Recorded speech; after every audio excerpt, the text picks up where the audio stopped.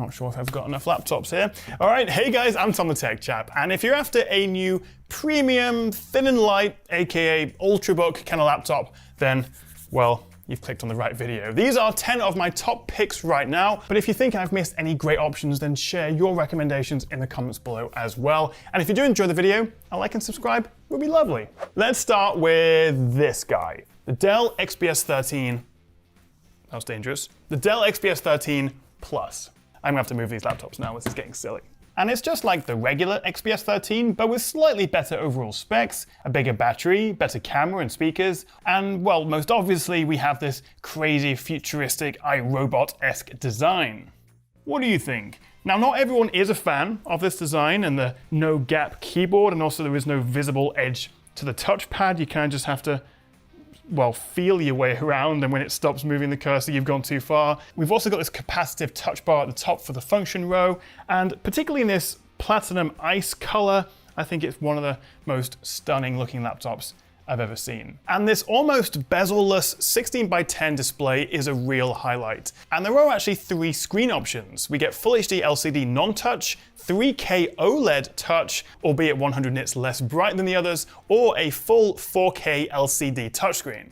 I've got the OLED model here because, well, it's kind of hard to go back to regular LCDs after you've enjoyed the deep inky blacks and rich colors and other cliche terms of an OLED, or indeed an AMOLED, which I'll come to later on the Samsung laptop. It's a beautiful screen, and actually I think the 3K resolution you get with this OLED option is the best balance of sharpness and battery life. So that would be my pick, although it does add to the price a little bit. It's also pretty powerful given its size, with Intel's latest 12th generation P series of chips. So in terms of performance, they're significantly better than last year's U series, but still not quite up there with the more power-hungry H series. And that's together with up to 32 gigs of RAM and 2 terabytes of storage. So the XPS 13 Plus starts at about £1,200, which puts it pretty much right up against the new MacBook Air M2. Although once you spec this with 16 gigs of RAM and maybe that OLED screen, we're looking at around $1,500. So it can get quite pricey. And if you're not fussed on some of these upgrades, or more likely you just don't like the design, then the regular XPS 13 or the 2-in-1 could also be worth looking at. Okay, moving on. And love or hate Apple, you've got to admit their laptops are bloody good, especially since they introduced the M1 last year, and now we've got the M2 in this guy, the MacBook Air M2.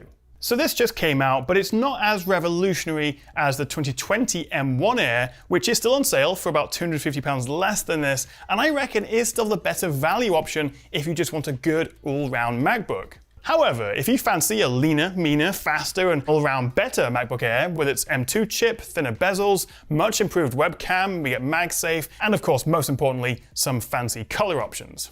This £1,250 MacBook Air M2 is arguably the best thin and light laptop in the world. You might disagree. I would still say the base Air is better in terms of value for money, but if you want a premium Mac experience and you don't want the heavier, more powerful, and arguably better MacBook Pro 14, then this is the laptop for you. It is quite expensive, especially when you start upping the specs. If you go to 16 gigs of RAM and 512 storage, and actually importantly, the 512 storage is double the speed of the base 256, then you're looking at about 1600, 1650, which is getting frustratingly close to the MacBook Pro 14. But then again, this will last you an awful long time, and it is just a joy to use. So that's the MacBook, but moving on, this video has in its title Thin and Light.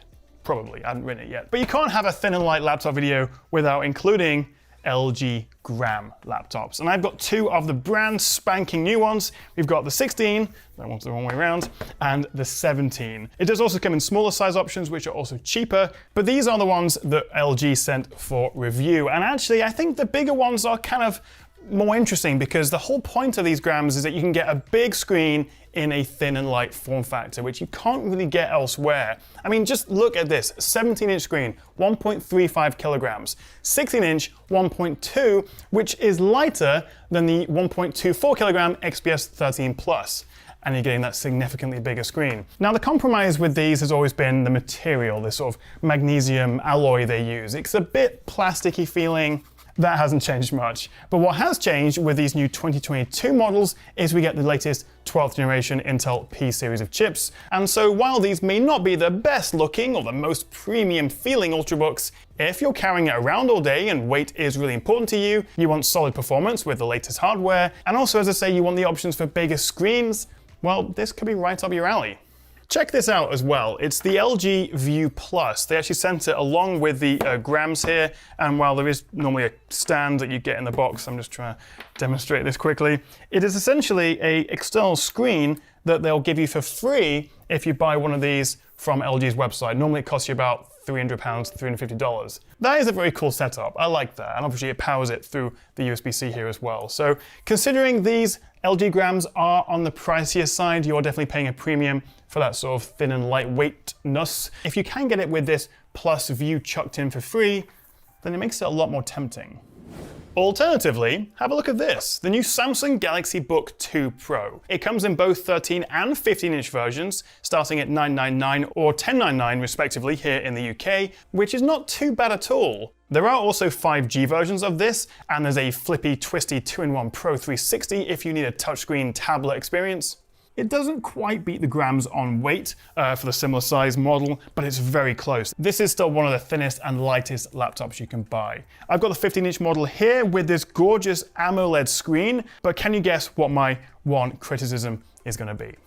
16:9. It's not the end of the world, but this is actually in the minority now, as most laptops come with the taller 16:10 aspect ratio. So it just feels a little bit smaller and more cramped than some of the others. But it's probably not a deal breaker really, and there is a lot going for this. We get the latest 12th gen Intel P series inside, as I say, an AMOLED screen, although still only 1080p, there isn't a high resolution option, also only 60 Hz, so the AMOLED stands out, the rest a bit meh.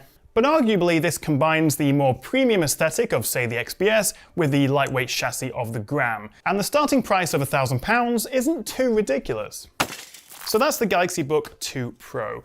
Very thin and light. This next laptop is, well, not so thin and light. It's the new Acer Swift 3, but I wanted to include it because actually it's one of the more powerful and more affordable laptops out there, and we get a gorgeous screen. The Swift 3 comes with Intel's 12th gen H series of processors, which are a good deal more powerful than the P series you'll find in a lot of these new ultra thin and lights. So that's better for photo editing or having tons of Chrome tabs open, maybe even a little bit of gaming, although there isn't a dedicated GPU. But as well as some beefy hardware on the inside, the screen is a real standout. It's a 14-inch 16:10 Quad HD OLED display, which in my book is exactly what you'd want for a laptop like this. We get a couple of full-size USB-A's, we get a couple of Thunderbolts as well, and also a full-size HDMI. No SD card reader though, which is a bit of a shame. I think that's the only thing I would have liked to have seen. But the screen's gorgeous, it's got some good performance, and it's also a bit more affordable than these other options. This starts at £800 for the i5, the i7 is £1,000, although if you do want a slightly more premium, slightly fancier design, then it's worth looking at Acer's Swift 5 lineup. Now from Acer to ASUS, this is one of my favorite Ultrabooks so far this year. It's the ZenBook S13 OLED. It's the only AMD powered laptop in my top 10, and it's also one of the first to come with the new Ryzen 7 6000 series. I've got the 6800U in here, which trades blows with Intel's 12th gen P series in CPU benchmarks, but this is significantly more powerful in the graphics department. And somehow they squeezed all that into this absolutely tiny chassis that weighs just 1 kilogram or 2.2 pounds. Only the 13-inch LG Gram weighs less, and that's only by like 35 grams. This is incredibly thin and light, it really is. You're not going to feel this in your backpack at all. And that's together with a stunning Quad HD OLED screen, 16 gigs of RAM, 1 terabyte of storage, and for that spec we're looking at £1,300, which makes it relatively good value.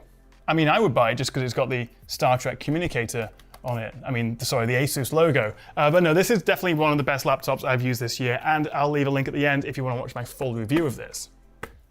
Next up, I want to talk about this. Well, I don't actually have it with me. It's the new Huawei MateBook X Pro, the new 2022 version. I've not been hands-on with it myself just yet, but I've been a big fan of Huawei laptops for quite a few years now. And this updated X Pro gives us a slight redesign. We have this new ink blue color. It weighs just 1.26 kilograms, so similar to the XPS 13. And we get this gorgeous 14.2-inch Quad HD OLED and 90 Hz touchscreen. which makes it the first laptop in my top 10 to have a higher refresh rate, which I am a big fan of, although this squarer 3:2 aspect ratio may not be everyone's cup of tea, as you get bigger black bars when watching movies. We also now get the newer 12th Gen P-Series chips, as well as 16 gigs of RAM and a 1TB SSD as standard, which I guess goes some way to explain the fairly high price. So the MacBook X Pro is definitely one of the more luxury ultrabooks out there. It's quite pricey, but it is very nice. And if you're wondering, are there any issues with buying Huawei laptops? No. I wouldn't recommend the phones because you can't access the Google Play Store, but the laptops are good to go, there's no issues. Okay, number 8. Let's go back to ASUS for this guy, the ZenBook 14 Pro Duo OLED. And it's all about that screen. Well, screens. The main display is a 14.5-inch Quad HD OLED 120Hz display, which makes it feel incredibly fast to use. And as usual, the OLED screen really pops. But then we have this second screen pad, which is great for multitasking, and it just gives you that bigger screen laptop experience on a relatively smaller laptop. Not only that, but this also packs in the beefiest specs of any laptop in my top 10. With Intel's 12th Gen H series processors up to an i9, and also dedicated graphics in the form of the RTX 3050 Ti. And that's squeezed into a chassis that's just 17.9mm thick and weighs 1.7 kilograms. So it is a bit heavier than most laptops at this size, but the trade-off is you're getting significantly better performance. Okay, number 9, we're almost there, you're doing very well. But I do want to show you, well not show you, tell you about another laptop. The Lenovo Yoga Slim 7i Pro X, which is a heck of a name. Sadly, I don't have a review sample with me here just yet, but it is worth a look. Because right now, on Lenovo's website, the base model with a 12th Gen H series i5, 512 storage, 16 gigs of RAM, and a stunning 14.5-inch 3K 120Hz display is under £1,000, which makes it pretty crazy value for money. You can also spec it with a dedicated GTX 1650 or an RTX 3050 for more graphical grunt, and together with that 120Hz screen makes it quite a nice casual gaming laptop. It looks good, we get 100-watt fast charging, and it's still reasonably lightweight at just 1.45 kilograms. So the Yoga Slim 7i Pro X is a really good all-rounder and definitely one to shortlist. Okay, number 10, and I know some of you are going to roll your eyes at this, but I think this is worth mentioning. It's the iPad Air or Pro, I've got the Pro 12.9 here, with a Magic Keyboard. Now, I will say that I still don't think iPads can be full laptop replacements, even with iPad OS 16, which keeps being delayed actually, but I'm running the beta on here. It's still not quite up there, but there are advantages to this. Firstly, the App Store, great for productivity apps and video streaming. I mean, I use my laptop to watch videos and movies when I travel, so being able to download them in their native apps is really useful. The Magic Keyboard is lovely to type on, and if you combine it with the Apple Pencil, this is one of the best devices for an artist or a creator. The Thunderbolt 3 port lets you transfer files relatively easily, plus of course we get the Apple ecosystem. I don't know about you, but I can't live without AirDrop. But it does raise another question, which should you buy between these two? Because they're roughly similar prices, although it can get a bit complicated if you go for the new Gen 5 Air and pair with the keyboard. That's a bit cheaper, but then the Pro is more expensive, and also depends what spec you go with this. I would say, bottom line, for essentials, if you just need a laptop, well, it makes sense to get the laptop. I think the MacBook Air M1 right now is still probably the best all-around laptop you can buy for the money, and of course with student and teacher discounts you can get it even cheaper. But if you are going to use the touchscreen, if you are going to use the App Store and you want a really good travel companion, then I would still highly recommend this setup. It's lovely, I use it all the time.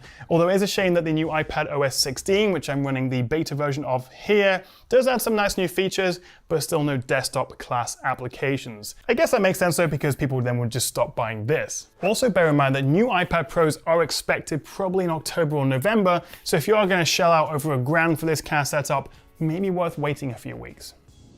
So hopefully that was helpful, and if you do fancy checking out any of these, I'll leave links in the description below, and as I say, if you've got any of the great recommendations, leave a comment. And for more laptop reviews, and well, just more of me, don't forget to hit that subscribe button, and I'll see you next time right here on the Tech Chat. That was terrible.